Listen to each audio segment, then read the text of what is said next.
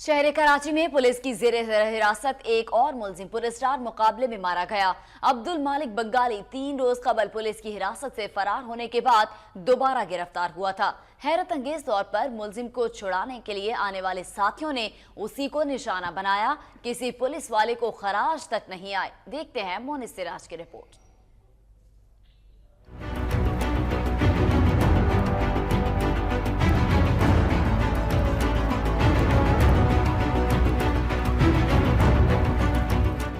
मुबैना target killer Abdul मालिक बंगाली का नाम उस वक्त मंजर आम पर आया जब वो 3 रोज कबल एक एहलकार को कत्ल और दूसरे को जख्मी करके अपने साथी के हमरा पुलिस की हिरासत से फरार हो गया। रेंजर्स ने दोबारा गिरफ्तार करके उसे पुलिस के हवाले किया तो पुलिस को बदला लेने का मौका मिल गया। कोरंगी मलीर नदी रोड पर उसे मुबैना मुकाबले में पार कर दिया गया।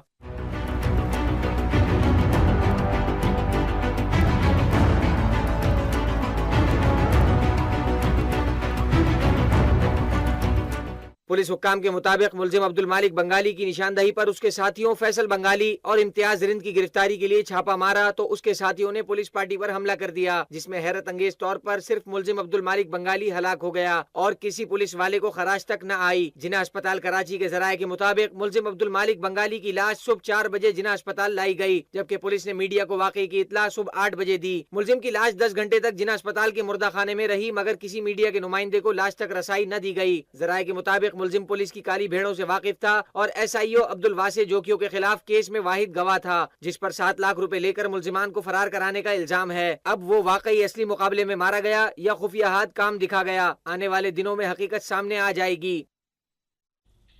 अभी